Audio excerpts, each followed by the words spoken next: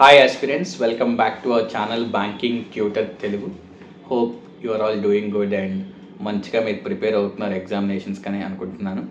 So నేను నిన్న ఒక పోస్ట్ పెట్టాను మన ఛానల్లో, upcoming content what you can expect in banking tutor Telugu అని. One is reasoning strategy, second is quant strategy and third is understanding targets in banking.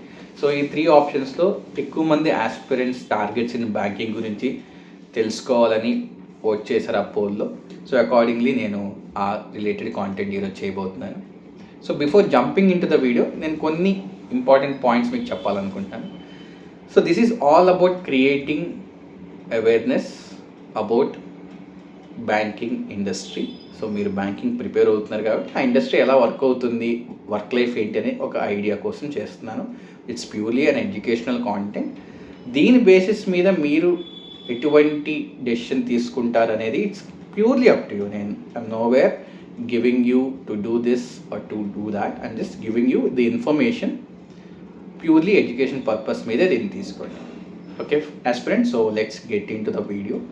So నేను one by one break down చేస్తాను. నాకు ఉన్న idea, నాకున్న knowledge ప్రకారం, నేను చూసిన దాని ప్రకారం నేను ఇది చేస్తున్నాను. బియాండ్ దాట్ ఉండొచ్చు, అకార్డింగ్లో కూడా ఉండకపోవచ్చు. It depends on branch, bank and how you operate etcetera etcetera, చాలా థింగ్స్ ఇన్వాల్వ్ అయి ఉంటాయి.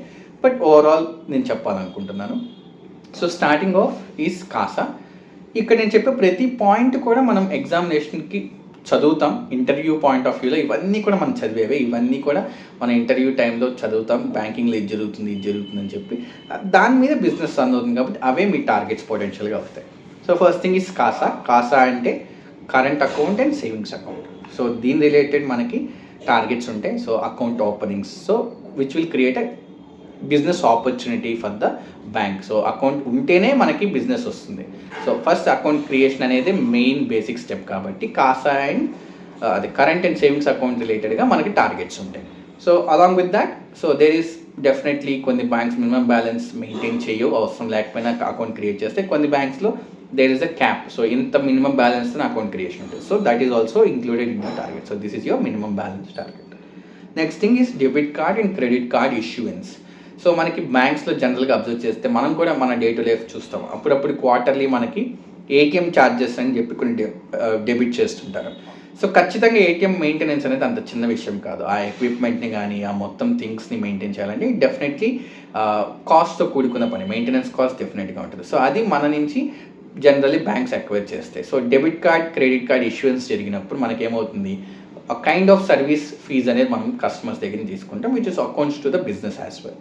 సో కంప్లీట్గా మెయింటెనెన్స్కి వెళ్ళిపోవచ్చు. కొన్ని కేసెస్లో ఏమన్నా కొంచెం స్లైట్ ఆ ఫీ మనకి బ్యాంక్ బిజినెస్కి యాడ్ అవ్వచ్చు. So that is one kind of a target. So credit cards అన్ని బ్యాంక్స్, ఏదైతే బ్యాంక్స్ క్రెడిట్ ఇష్యూ చేస్తాయో క్రెడిట్ కార్డ్స్ ఎలా వర్క్ అవుతాయో మీకు తెలుసు. So it will also generate a good interest amount for the bank మన credit card వాడుతున్నప్పుడు. So that is also kind of a business for the bank. Next RTDs ఉంటాయి, retail term deposit. So మనకు జనరల్గా తెలిసినవి FDs కానీ ఆర్డీస్ కానీ. So ఇవి ఏంటంటే పొటెన్షియల్గా కస్టమర్స్ వాళ్ళ అమౌంట్ మన బ్యాంక్లో పార్క్ చేస్తారు.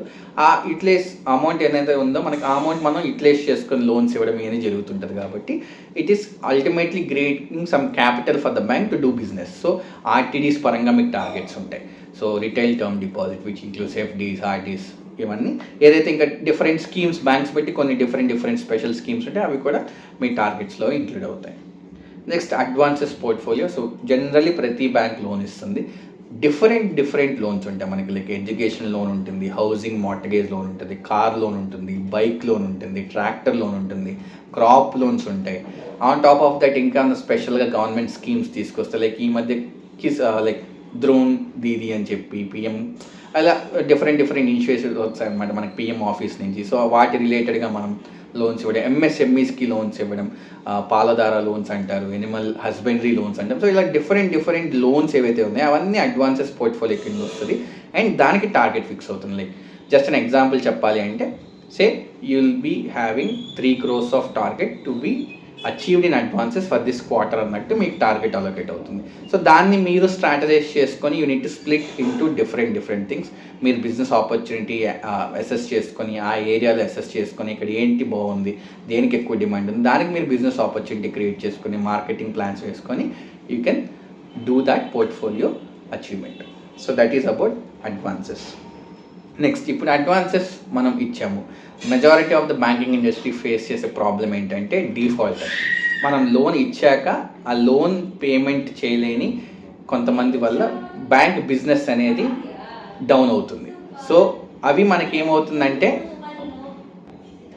సో ఈ బారోవర్స్ ఎవరైతే మనకి డిఫాల్ట్ అవుతుందో దానివల్ల మనకి నెగిటివ్ బిజినెస్ వస్తుంది. దాన్ని రికవర్ చేసే బాధ్యత కూడా యాజ్ ఆ బ్యాంక్ ఎంప్లాయీ మనదే. సో మనకి exam point of view, interview point of view చదువుతాం, ఎస్ఎంఏ అంటాం, ఎన్పిఏ అంటాం. ఎస్ఎంఏలో మళ్ళీ ఎస్ఎంఏ 0, ఎస్ఎంఏ 1, ఎస్ఎంఏ 2 ఈ డెఫినేషన్స్ అన్నీ మనం చదువుతాం కదా. ఇవన్నీ కూడా మనమే రికవర్ చేయాలి. దీనికి కూడా టార్గెట్ ఉంటుంది. You should reduce the SMA 0, you should reduce the SMA 1, you should reduce SMA 2, you should reduce the NPA or mostly nullify the NPA. ఈ టార్గెట్స్ అన్నీ మనకు ఉంటాయి. ఆన్ టాప్ ఆఫ్ దిస్ మనకి social security schemes ఉన్నాయి, like JJBY, SBY, APY. ఇవన్నీ మన interview point of వ్యూలో చదువుతాం. ఇవన్నీ కూడా టార్గెట్స్ మనమే చేయాలి, మనమే కంప్లీట్ చేయాలి. మనకి డిఎఫ్ఎస్ నుంచి కానీ, బ్యాంక్ హెడ్స్ నుంచి, ఆర్ఓస్ నుంచి కానీ మనకి మీరు ఈ క్వార్టర్లో ఇన్ని సోషల్ సెక్యూరిటీ స్కీమ్స్ కంప్లీట్ చేయాలని వస్తుంది. అవి మనం అచీవ్ చేయాలి. నెక్స్ట్ స్పెషల్ క్యాంపెయిన్స్ జరుగుతాయి, లైక్ మనం చదువుతాం ఎగ్జామ్ పాయింట్ ఆఫ్ వ్యూలో డోర్ టు డోర్ క్యాంపెయిన్స్ అంటాము, విలేజ్ క్యాంపెయిన్స్ అంటాము. సో ఈ క్యాంపెయిన్లో కూడా మన టార్గెట్స్ ఉంటాయి. On top of the general business targets, special campaigns ఎప్పుడైతే జరుగుతాయో వాటి టార్గెట్స్ ఉంటే అవి కూడా మనం అచీవ్ చేయాల్సిన బాధ్యత మనది. నెక్స్ట్ బ్యాంక్ అష్యూరెన్స్ అని మనం చదువుతాం. ఇన్సూరెన్స్ కంపెనీస్ వచ్చేసి బ్యాంక్కి వాళ్ళ ఇన్సూరెన్స్ ప్రోడక్ట్స్ ఇచ్చి అవి అమ్మమని చెప్తాయి. సో బ్యాంక్ అష్యూరెన్స్ టార్గెట్స్ కూడా మన మీదే ఉంటాయి. సో దాంట్లో లైఫ్ ఇన్సూరెన్స్ ఉంటుంది, హెల్త్ ఇన్సూరెన్స్ ఉంటుంది, వీక్లీ టార్గెట్స్ ఉంటాయి, మంత్లీ టార్గెట్స్ ఉంటాయి, క్వార్టర్లీ టార్గెట్స్ ఉంటాయి. సో ఇవి మనకి టార్గెట్స్ పోర్ట్ఫోలియో ఉంటుంది. ఆన్ టాప్ ఆఫ్ దిస్ మనం day to day regular operations continue చేస్తూనే ఉండాలి, కస్టమర్ సర్వీస్ ఇస్తూనే ఉండాలి, అండ్ లోన్ ఫాలోఅప్స్ చేసుకుంటూనే ఉండాలి. మనకి ఈఎంఐ కట్ అయిపోతున్న కేసెస్ కొన్ని ఉంటాయి, ఈఎంఐ ప్రాసెస్ లేని లోన్స్ చాలా ఉంటాయి. అవి డిఫాల్ట్ అవ్వకుండా ముందే మనం కాల్స్ చేసుకుంటే రెగ్యులర్ ఫాలోఅప్ చేసుకుంటూ ఉండాలి. సో ఈ టార్గెట్స్ ఎలా ఉంటాయి? క్వార్టర్లీ ఉంటాయి. ఇప్పుడు కొన్ని కేసెస్లో వీక్లీ టార్గెట్స్ ఉంటాయి, కొన్ని కేసెస్లో మంత్లీ టార్గెట్స్ ఉంటాయి, కొన్ని కేసెస్లో క్వార్టర్లీ టార్గెట్స్ ఉంటాయి. మోస్ట్లీ క్వార్టర్లీ టార్గెట్స్ ఉంటుంది, Q1, Q2, Q3, Q4, and quarter on quarter incremental targets ఉంటాయి. సో ఈ క్వార్టర్లో X ఉంటే నెక్స్ట్ X+1, X+2, X+3 ఇలా ఉంటుంది అనమాట. సో ఐ హోప్ మీకు ఒక ఐడియా అయితే వస్తుంది what are the targets generally ఒక బ్యాంక్ ఎంప్లాయీ ఇన్వాల్వ్ అయ్యేది. సో ఐ హోప్ ఇది ఎడ్యుకేషనల్ పర్పస్ మీద మీకు ఒక క్లియర్ అవేర్నెస్ అనేది క్లియర్ చేస్తుందని చెప్పి, సో ఈ వీడియోని ఖచ్చితంగా మీకు ఆస్పిరెంట్స్తో కూడా షేర్ చేసుకోండి, వాళ్ళకు కూడా హెల్ప్ఫుల్ అవుతుందని నేను ఖచ్చితంగా ఫీల్ అవుతున్నాను. సో ఐ హోప్ లైక్ ఈ వీడియోలో ఎంతవరకే. We'll meet in another video. Until then, all the best aspirants.